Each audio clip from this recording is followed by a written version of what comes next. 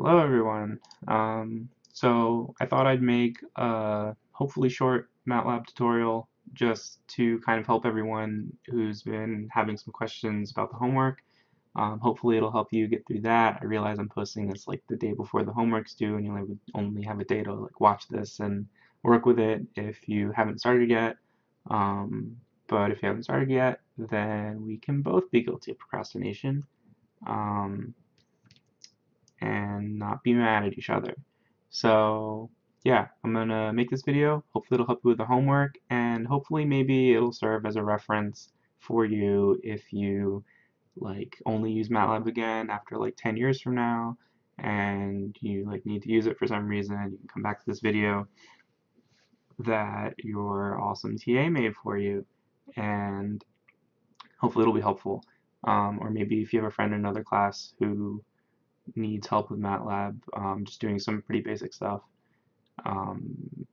this video could be helpful for them too.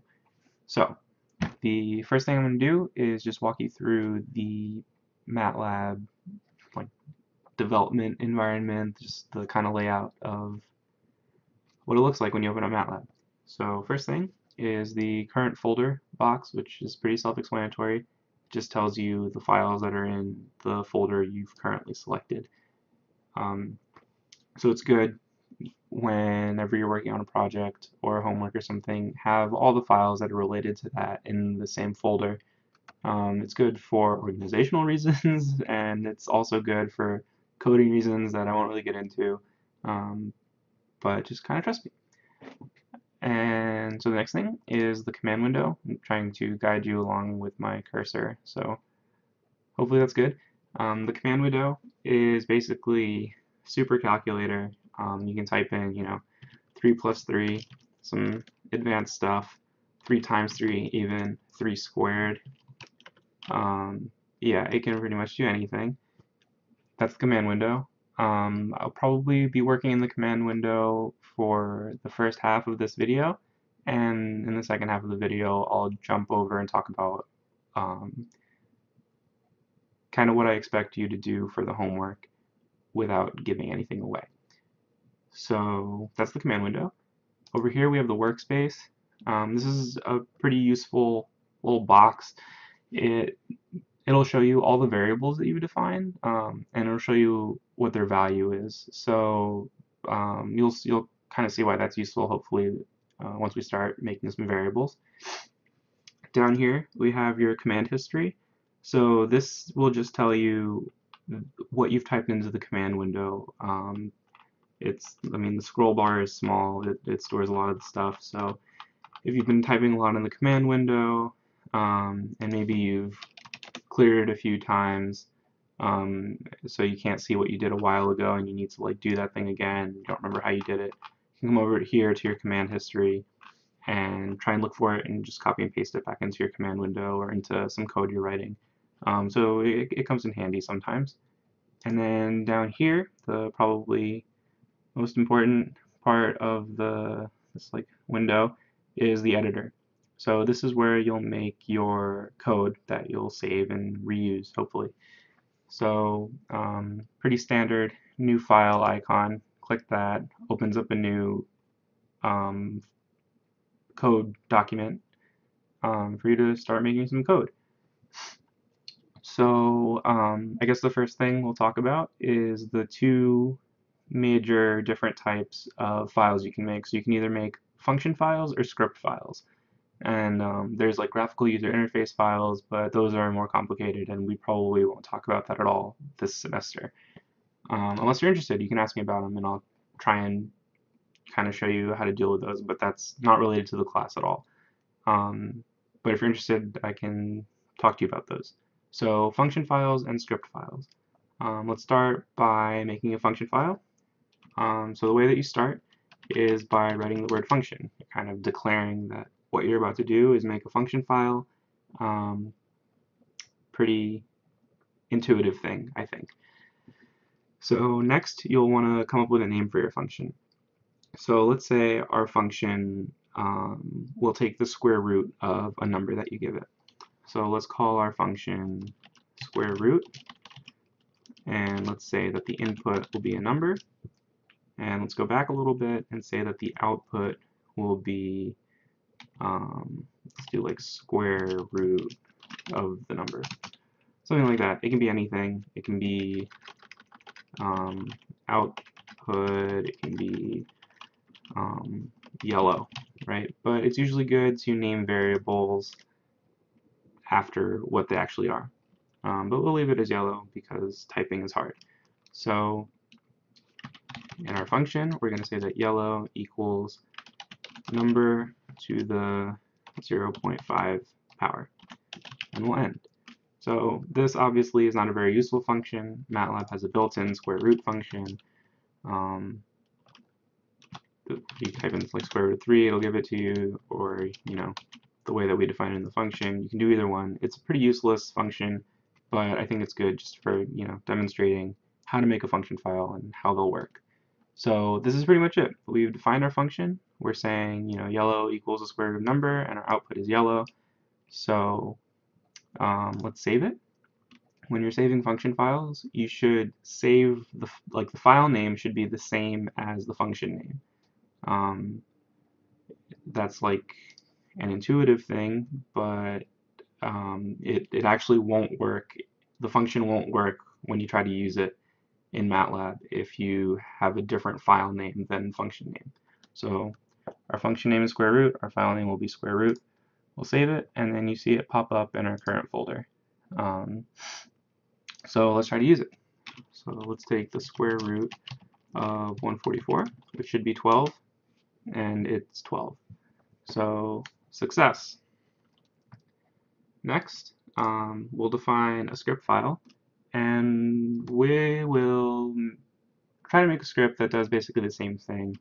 You probably wouldn't want to do this. It's not as intuitive to make a script for this, but we'll just do it just to show you how scripts work. So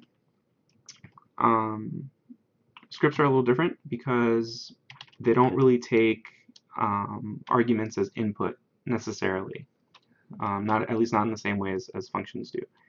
So again, we'll have our yellow, and we'll have it be equal to whatever our number is to the 0.5 power.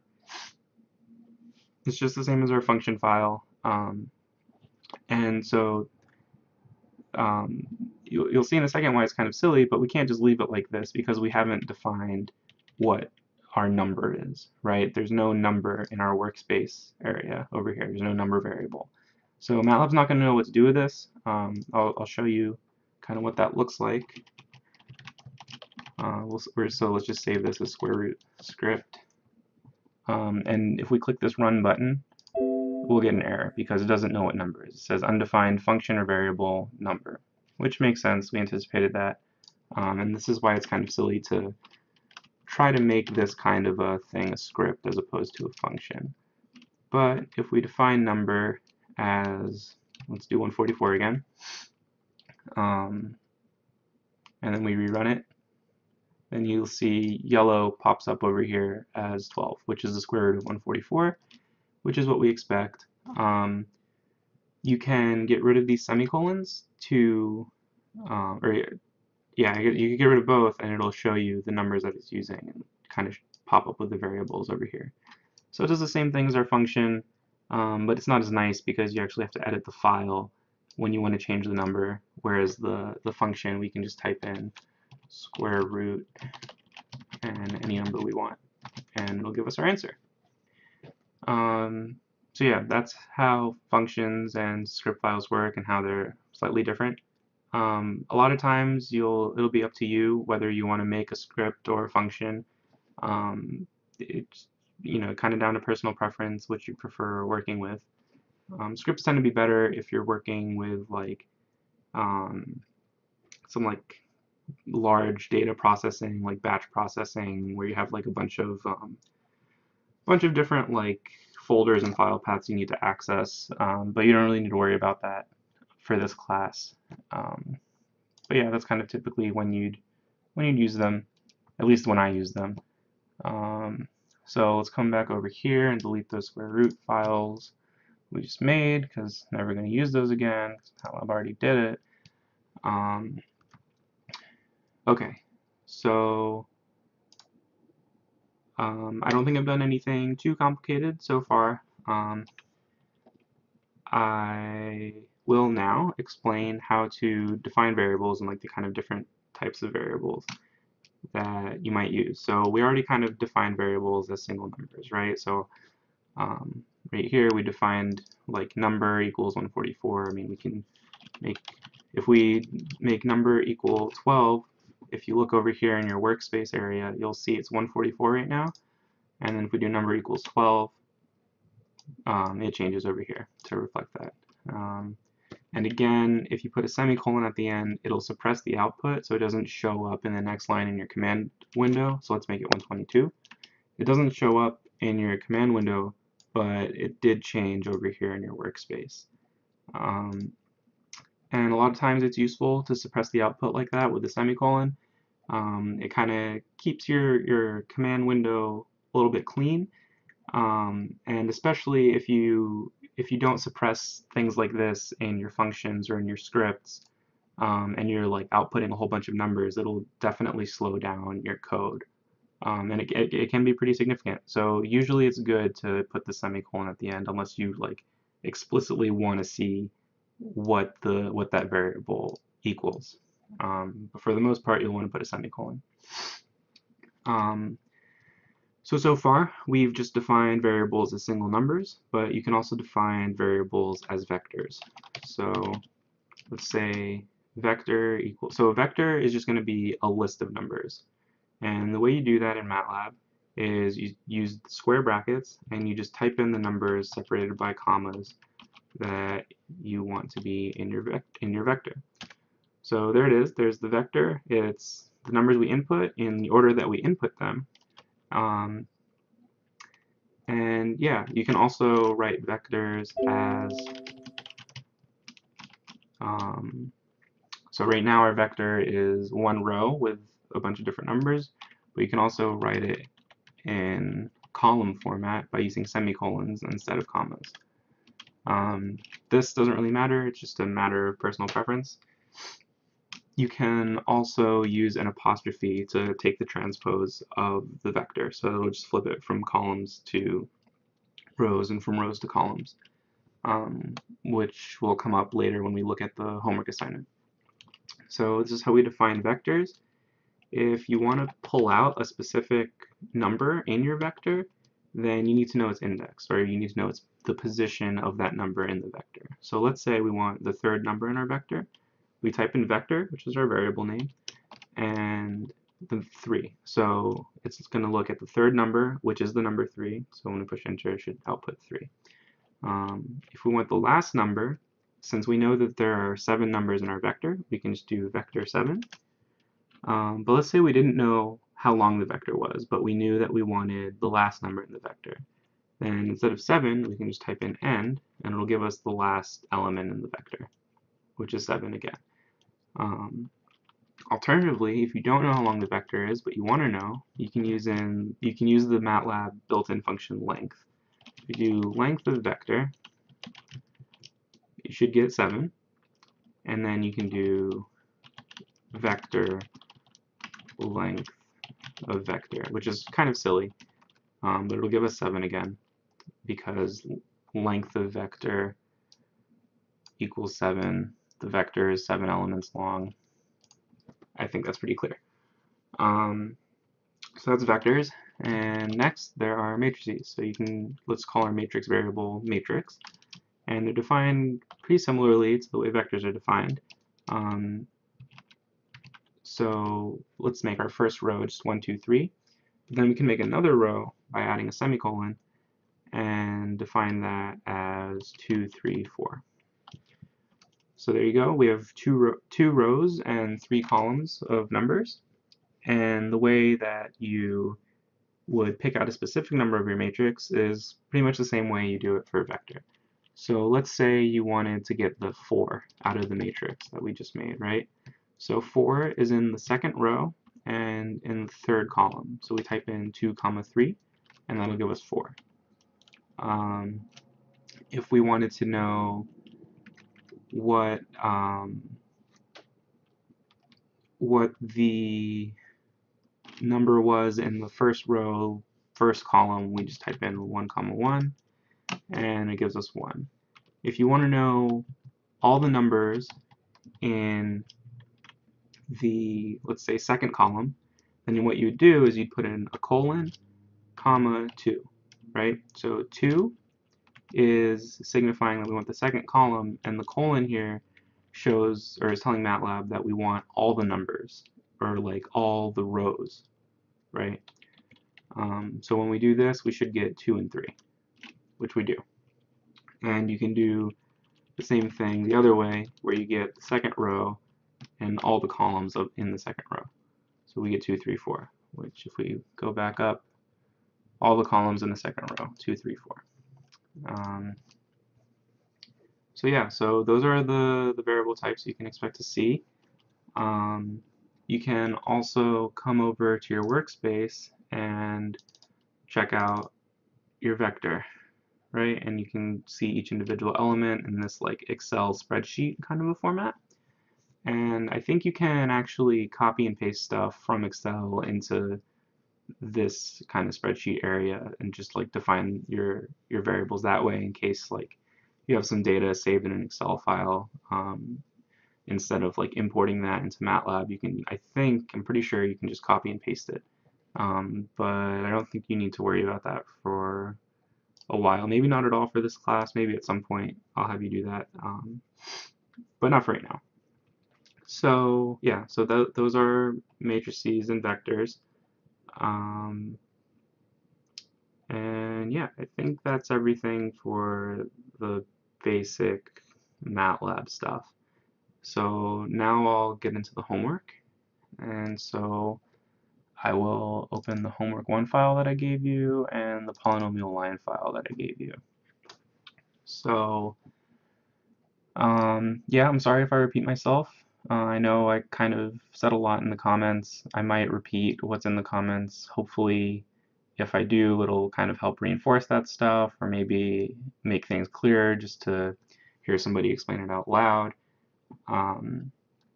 If you don't want to hear me potentially repeat myself, you can stop watching now or turn the sound off or skip this part of the video, or I mean, you can do whatever you want because you're your own person. Right, so let's just go line by line through the code. The first thing that I like to do is do clear close all CLC. So this clear command will get rid of all your variables in your workspace. You can see there's no more variables. If we try to type in matrix, right, which we defined earlier, then it doesn't know what that is because we've cleared the variable from MATLAB's memory. So that's good to do before you run scripts typically, because if you have a variable in your script that has the same name as a variable you might have been using earlier for something else, then that can kind of potentially mess things up. So it's good to, in general, clear your workspace variables before you run a script. You probably don't want to do that before you run a function because typically you'll want to use a variable as like an input argument for a function. That's not necessarily always the case, but in general, I think that's probably true. Close all will close any MATLAB figure windows you have open. So if you've been working on a bunch of stuff and you have a bunch of plots open and your monitor is getting kind of cluttered, it'll just close all those windows. That's just a personal preference thing. You don't have to include that necessarily. It can be valuable, you know, if your script generates figures or plots, then it might be good to do that. And then CLC will clear the command window. So starting fresh, just, you know, mostly this is just a personal preference thing, but I tend to do it at the beginning of most of my scripts. Next, we have our data defined for us, right? So the x data is going to be a vector, which starts the first number in the vector is 0.1, and the last number in the vector is 10, and it's going to go from 0.1 to 10 in increments of 0.1. So So yeah, I can show you what that looks like. I'll just copy and paste this, and we suppress the output so it doesn't show up here, but if we look in our workspace, you'll see it's just a column with all our X data. And you can see it goes up by 0.1 each time. So 0.1, 0.2, 0.3, 0.4, and so on, all the way up to 10. The Y data, on the other hand, is just defined like number by number.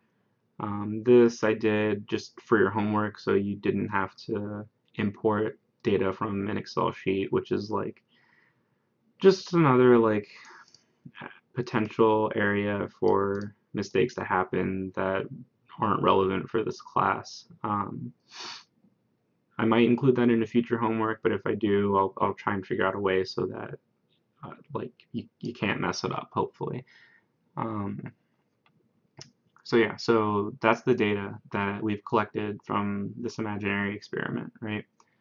And the kind of story behind this homework problem is that a grad student has collected this data and they fit a polynomial line to the data, which is kind of a silly thing to do because you don't really like get much information about the material that you're testing by fitting a polynomial line necessarily, right? So the grad student fit a polynomial line and it doesn't even fit that well, and you don't really gain much valuable information from it, but that's what he did. And so your assignment, your goal, is to, instead of using a polynomial line, use one of the viscoelastic models that you learned about in class. So hopefully that was clear, and I'll kind of walk you through how I expect you to do that. So first, let me just run the code and show you. So here we have our data in blue and the polynomial line in green. And like I said, the line doesn't really fit that well. And yeah, I mean, you can just do better. So let's close this and I'll start going through the code again. So we have our data, and I'm going to skip around between these three lines to try and make them as clear as possible. So essentially, what we're doing is we're defining our polynomial line, right? So we actually do that in the separate function file right here, where we define this equation for a polynomial line. So it's a third order polynomial, so the general form of that is defined in the comments here, and you should be familiar. It's ax cubed plus bx squared plus cx plus d. But instead of using these a, b, c, d coefficients, we use a1, a2, a3, and a4. Now, if you remember from a few minutes ago when I was talking to you about calling elements from vectors, that's exactly what this notation is. So A is going to be, in this case, a 4-element vector. That's why there's 1, 2, 3, 4, where A1 corresponds to this capital A coefficient, A2 corresponds to B, A3 corresponds to C, and A4 corresponds to D. So essentially what we're doing is those are our coefficients. So those are the things that back in our homework 1 code, this line is going to try to pick the coefficients that minimize the root mean squared difference. So back in the function file, our output for the function is actually just the root mean squared difference between our polynomial line model and the actual y data that we have, right? So we want to minimize the root mean squared difference, right? If we get the root mean squared difference as close to 0 as possible, that's like the best fit that we can hope to achieve using this polynomial model, which, as we saw in the plot, wasn't that good. So back over here, we're bringing in our polynomial line function from being its own function, and we're bringing it into the script. And basically what we're saying is that we have this function, and it takes as inputs a, x data, and y data. And we know x data and y data because that's what you were given, but we don't know a. And that's what this @ symbol followed by the a in parentheses is denoting. It's saying we don't know a, but we know x data and y data. And so this just kind of pulls in that definition of the function into MATLAB. And then you're going to put that into this fminunc function. So what fminunc is going to do is it basically takes whatever function you give it, so in this case myfun, which is essentially a polynomial line function, and it's going to change the parameters of that function that are undefined. So again, we don't know a, it's undefined. So it's going to change those parameters until this is minimized, or the output of this is minimized, right? So our output is root mean squared difference. It's going to try and minimize that so that it's as close to 0 as possible. And in order for this to work, we need to supply an initial guess. So our initial guess is a0, which we defined up here. And basically what it is it's a vector that has an initial guess for each parameter in your model, right? So we have 4 coefficients, a, b, c, d, or a1, a2, a3, a4. So our initial guess for a1 is going to be 1. For a2, initial guess is 1. a3, initial guess is 1. a4, initial guess is 1. This initial guess can potentially throw off your fit. I'll come back to that at the end and show you what I mean by that. But just know that if you leave it as all ones for whatever model you choose for the homework, it should work. I've tried it out, and as long as your code is right, the initial guess of all ones should be fine. So yeah, so we have an initial guess that fminunc will start with, and then it'll kind of go from the initial guess, and it'll keep changing your parameters until the root mean squared difference is 0, or as close to 0 as it can get. And so once you have those parameters, then you can plug it back into your polynomial equation and plot it and see how it compares to your actual data, right?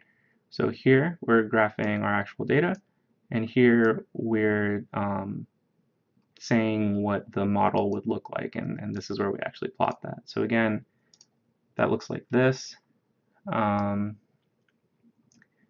it's on a semilog x-axis. It doesn't matter, you can plot it normally by changing this semilog x to just a plot command, which will have it on normal axes, and it doesn't look too bad either way you do it. Kind of prefer the semilog, but it's fine either way. So that's what that looks like.